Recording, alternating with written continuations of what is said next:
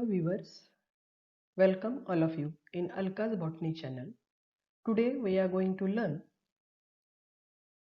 structure and function of endoplasmic reticulum, which is an important subcellular cell organelle.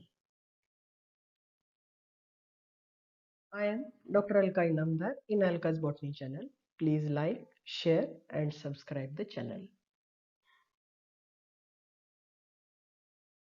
Within the cytoplasm of eukaryotic cells, there is an extensive network or a reticulum of membrane-limited channels, collectively called the endoplasmic reticulum or ER. The occurrence of endoplasmic reticulum varies from cell to cell. The endoplasmic reticulum is a name derived from the fact that in the light microscope it looks like a net in the cytoplasm or mesh in the cytoplasm. Some portion of endoplasmic reticulum membranes remain continuous with the plasma membrane and the nuclear envelope. The endoplasmic reticulum acts as secretory, storage, circulatory, and nervous system for the cell. It is also the site of the biogenesis of cellular membranes.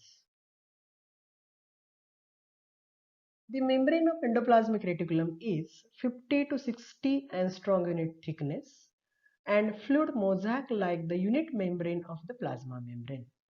The membranes of the endoplasmic reticulum are found to contain many kinds of enzymes that are needed for various important synthetic activities. The membrane of endoplasmic reticulum remains continuous with the membrane of plasma membrane of a cell, nuclear membrane, as well as the membrane of Golgi apparatus. The cavity of endoplasmic reticulum is well developed and acts as passage for the secretory products. Thus, endoplasmic reticulum is a complex network of tubular membranes exclusively present in the cytoplasm of the eukaryotic cell.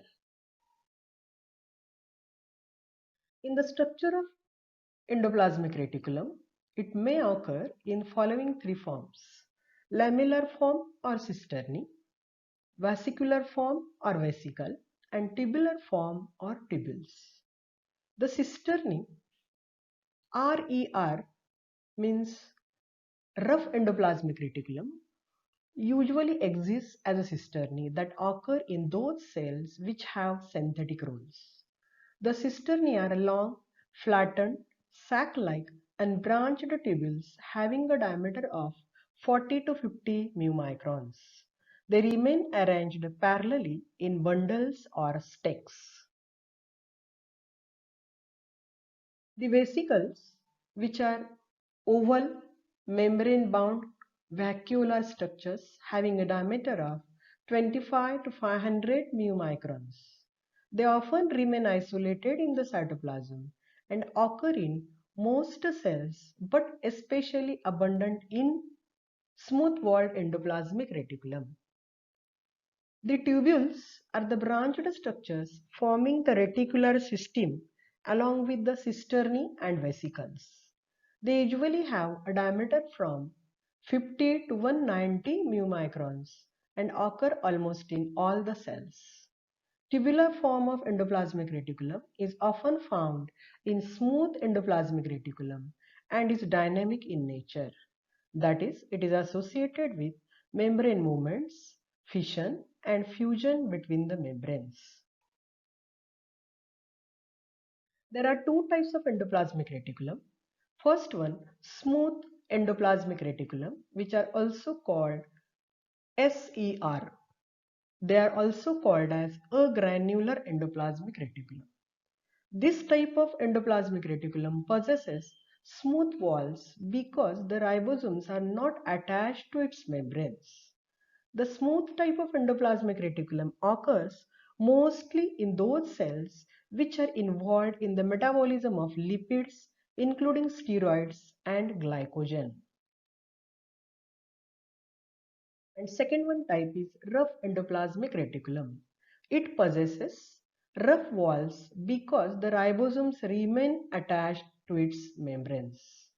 On their membranes, rough endoplasmic reticulum, that is RER contains certain ribosome-specific transmembrane glycoproteins called ribophorins first and second, to which are attached the ribosomes while engaged in polypeptide synthesis.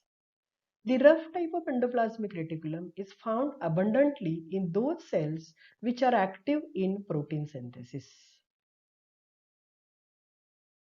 Now we come up to the functions of endoplasmic reticulum.